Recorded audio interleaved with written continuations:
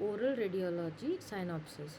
So first of all, very simple. Roentgen discovered X-rays in November 1895. So the question here is just who discovered X-ray? That is Roentgen.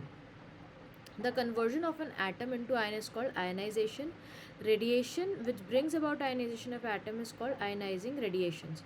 So इनमें से भी इतना high yielding question नहीं है कुछ भी. Radiation यहाँ पे दो तरह की होती है. एक होती है पर्टिकुलेट रेडिएशन, दूसरी होती है नॉन पर्टिकुलेट या फिर इलेक्ट्रोमैग्नेटिक रेडिएशन. पर्टिकुलेट रेडिएशन मतलब कि जिसमें एटॉमिक न्यूक्लियाई होते हैं जो अपनी काइनेटिक एनर्जी को ट्रांसफ़र करते हैं in the form of small masses जो बहुत हाई वेलोसिटी पे मूव कर रहे होते हैं. सो इनमें क्या क्या है, इसमें होते हैं एटॉमिक न्यूक्लियाई जो कि काइनेटिक एनर्जी को स्मॉल मासेस के फॉर्म में हाई वेलोसिटी में मूव करवा रहे हैं. सो कौन कौन सी पर्टिकुलर रेडिएशंस है? पर्टिकुलर रेडिएशंस जैसे कि alpha rays, beta rays, cathode rays. अब अल्फ़ा रेज जो होती है उनमें होते हैं high speed stream of doubly ionised helium nuclei. तो अल्फ़ा रेज में स्पेसिफिक टाइप ऑफ न्यूक्लियाइज है that is doubly ionise, double ionisation है ऑफ हीलियम न्यूक्लियाई. सो उसके बाद आता है लीनियर एनर्जी ट्रांसफ़र. ठीक है, पर्टिकुलेट रेडिएशन की ही बात कर रहे हैं. तो अब एनर्जी ट्रांसफ़र, ये जो मूवमेंट हो रहा है इसमें कुछ लॉस ऑफ एनर्जी हो रहा है क्योंकि पार्टिकल मूव कर रहा है थ्रू द इरेडिएटेड मटेरियल. इसे हम बोलते हैं लीनियर एनर्जी ट्रांसफ़र. एंड ये जो रेट होता है, rate of loss of energy from a particle as it moves through the irradiated material, इसे हम बोलते हैं लीनियर एनर्जी ट्रांसफ़र. अब इसमें जो डोज रिक्वायर्ड है कि एक पर्टिकुलर बायोलॉजिकल इफेक्ट प्रोड्यूस किया जाए उसे रिड्यूस किया जाता है as the linear energy transfer of the radiation is increase. So dose जो कि रिक्वायर्ड है एक सर्टेन बायोलॉजिकल इफेक्ट उसको कम कर दिया जाता है. क्यों ये डोज को कम कर दिया जाता है? क्योंकि जो लीनियर एनर्जी ट्रांसफ़र है LET, जो रेट है लॉस ऑफ एनर्जी का, वो बढ़ जाए. तो अल्फ़ा रेज में क्या होती है, हाइयर लीनियर एनर्जी ट्रांसफ़र, मतलब इसमें ज़्यादा एनर्जी लग रही है. They are more damaging to biological system than X ray. So इस पूरे पॉइंट का मतलब है कि जो कोई पर्टिकुलर बायोलॉजिकल इफेक्ट प्रोड्यूस करने के लिए, मतलब जो डोज है उसको रिड्यूस किया जाता है. क्यों? क्योंकि अगर जितनी ज़्यादा डोज होगी उतना ज़्यादा लॉस ऑफ एनर्जी होगी, मतलब उतना ज़्यादा LET बढ़ेगा. So that's why alpha rays में बहुत ज़्यादा LET होता है, इसलिए ये ज़्यादा डैमेजिंग है बायोलॉजिकल सिस्टम्स को. उसके बाद आती है, ये हो गई पर्टिकुलेट रेडिएशन. उसके बाद आती है इलेक्ट्रोमैग्नेटिक रेडिएशन. सो जब हम इलेक्ट्रोमैग्नेटिक रेडिएशन की बात करें तो ये कब प्रोड्यूस हो रही है? जब वेलोसिटी जो है इलेक्ट्रिकली चार्ज पार्टिकल की वो ऑल्टर हो जा रही है. जो पर्टिकुलेट रेडिएशन थी उसमें वेलोसिटी यहाँ पर एक हाई वेलोसिटी पे मूव कर रहे हैं और इसमें कुछ ऑल्ट्रेशंस नहीं हो रहे. बट इलेक्ट्रोमैग्नेटिक रेडिएशन में इसी वेलोसिटी को ऑल्टर कर दिया जा रहा है. अब जैसे कि कौन सी EM रेडिएशंस है, radio waves, TV, microwave, infrared, visible, ultraviolet, X rays, gamma, cosmic rays, ये सब. अब जितने भी एग्जाम्पल्स हैं ये increasing orders of their energy, मतलब सबसे कम एनर्जी इसके ट्रांसमिशन में लग रही है, वहीं कॉस्मिक रेज में सबसे ज़्यादा एनर्जी लग रही है. And decreasing order of their wavelength. So wavelength radio waves की ज़्यादा है और कॉस्मिक रेज की वेवलेंथ कम है. फिर आ जाता है एक्सरे मशीन्स. एक्सरे मशीन्स की बात करें तो इसमें होती है एक्सरे ट्यूब्स जिसमें एक तो कैथोड होगा, दूसरा एनोड होगा. कैथोड जो कि एक सोर्स है इलेक्ट्रॉन, कैथोड से क्या आ रहा है, इलेक्ट्रॉन्स आ रहे हैं. और anode is like a target जिसमें जो बीम है हाई स्पीड इलेक्ट्रॉन की वो डायरेक्ट की जाती है. मतलब कि जो हाई स्पीड इलेक्ट्रॉन्स कैथोड से आ रहे हैं वो इसकी तरफ, एनोड की तरफ डायरेक्टेड होते हैं. कैथोड में होता है फिलामेंट एंड फोकसिंग कप. सो अब इसमें जो MCQ होता है उसमें क्वेश्चन पूछा जाता है जो फिलामेंट है इसमें कौन सा ये यूज़ किया गया है. तो filament is a coil of tungsten. So tungsten एक इम्पॉर्टेंट MCQ पॉइंट है. कैथोड में फिलामेंट और फोकसिंग कप है, उसमें से फिलामेंट जो है वो बेसिकली टंगस्टन का बना होता है जो कि एक सोर्स है इलेक्ट्रॉन्स की within the X ray tubes. So X ray tubes में source of electron is tungsten. इसको जंबल करके भी पूछा जा सकता है. फिर आ जाता है मॉलिबेडियम फोकसिंग कप.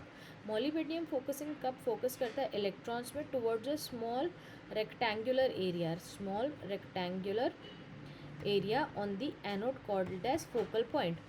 So ये अब फोकसिंग कप किसका बन गया है, मॉलीबेडनियम का फिलामेंट बना है टंगस्टन का. अब ये किस में फोकस कर रहे हैं, इलेक्ट्रॉन्स में. कहाँ फोकस कर रहे हैं, towards a small rectangular area on anode. Anode की तरफ टारगेटेड है एक रेक्टेंगुलर एरिया में. इस एरिया को बोला जाता है फोकल स्पॉट. इस एरिया को बोला जाता है फोकल स्पॉट. उसके बाद आता है एनोड. एनोड मतलब अब काय से बना, tungsten target and copper stem. तो अब जो टारगेट है वो क्या है, क्या पर्पस सर्व कर रहा है, purpose of converting kinetic energy of electrons emitted from cathode source into the X-rays.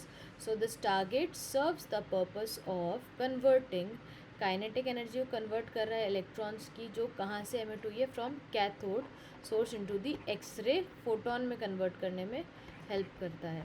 अब tungsten is selected because of its property. कौन सी प्रॉपर्टी, जैसे कि high atomic number, high melting point and low vapor pressure. Why tungsten is used as a material in filament? Because of its properties such as high atomic number, high melting point and low vapor pressure. This is important. Copper stem dissipates heat, thereby reducing the risk of targeting metal. So जो copper stem है वो dissipate करती है heat और reduce करती है risk of targeting metal.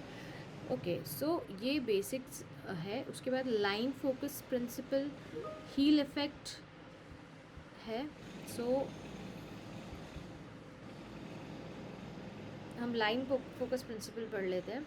Target जो होता है इंक्लाइन होता है about 20 degree. Target 20 degree inclined होता है with respect to central X ray beam. Central X ray beam से 20 डिग्री टारगेटेड होता है. दस ये एक्चुअल फोकल स्पॉट का साइज़ कम कर देता है. किससे, 1/3 mm of the effective focal spot of 1/1 mm. इसमें एक आता है हील इफेक्ट. हील इफेक्ट पूछा जा सकता है जब कैथोड रे स्ट्राइक करती है एनोड टारगेट पे. कैथोड से एनोड, एक्सरेज जिसमें हाई इंटेंसिटीज़ होती है वो कैथोड की तरफ दिखते हैं सेंट्रल एक्सरे के, एंड एक्सरेज जिनमें लो इंटेंसिटी है वो एनोड की तरफ रहते हैं.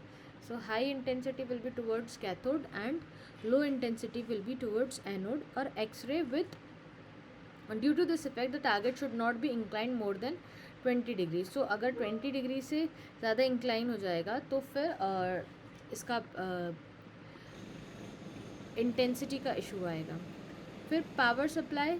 So power supply, it is needed to supply the X-ray tube and to maintain the potential difference between anode and cathode. So it is mandatory to maintain the potential difference between the cathode rays and anode rays. And auto transformers control the voltage between anode and cathode. So ये कैसे ये difference, जो potential difference है, voltage ये कैसे maintain है. So this is with the help of auto transformers. So there are auto transformers which helps in maintaining this difference. Now filament step down transform और Coolidge transformers maintain करता है current का flow through the filament, और इसलिए maintain होती है quantity of electrons या फिर ट्यूब करंट, जिसे MA बोला जाता है. So जो 0.2 to 0.8% ऑफ कैथोड रेज है वो ट्रांसफॉर्म हो जाती है एक्स रेज में after striking to anode target. यहाँ पे हाई इंटेंसिटी है कैथोड में, इधर एनोड में लो इंटेंसिटी है. सो इसमें से जितनी कैथोड रेज है उसमें से 0.2 to 0.8% ट्रांसफॉर्म हो जा रही है एक्सरे में after striking the anode. So average wavelength of X ray used in industry is 0.6 to 1 AU atomic unit. AU is atomic unit. फिर आते हैं types of X rays. Hard X rays या स्ट्रॉन्ग एक्सरेज, सॉफ्ट एक्सरेज या weak X rays. So hard X rays are X rays of short wavelength and high penetration. वो X rays जिनकी wavelength कम है but high penetration speed है. Obtained by increasing the kilowatt voltage peak and used in diagnostic radiology. So it is used in diagnostic radiology. फिर आ जाता है soft X ray. So X rays of long wavelength and less penetration power. So जो लंबे चल रहे हैं, जैसे हमने यहाँ पे रेडियो वेव्स की बात करी थी, वेवलेंथ ज़्यादा है, वहीं cosmic waves will be under the strong X rays. Soft X rays का एग्जाम्पल हो गया radio waves. Obtained by decreasing the KVP, they are used in therapeutic. Then comes the Grenz X-ray. Grenz X-ray is soft X-rays having a length of 2 AU, 2 atomic unit. फिर उसके बाद stray radiations जो produce किए जाते from tube other than focal spot. Then come secondary radiation, जो radiation produce by primary beam incident in any matter. Then comes the breaking और primary radiation. So ये primary source होता है radiation की, जो रिजल्ट करती from transfer of kinetic energy of electrons into X ray, जहाँ पर इलेक्ट्रॉन हिट कर रहा है directly to target nucleus and goes near the nucleus. तो फोटॉन्स में एक कंटिन्यूस रेडिएशन है एनर्जी की। कैरेक्टरिस्टिक रेडिएशन या डिस्क्रीट रेडिएशन, सो ये रिजल्ट करते from transfer of energy from ionisation of target metal into the X rays. ये only minor source of radiation है। Which one? Characteristics radiation.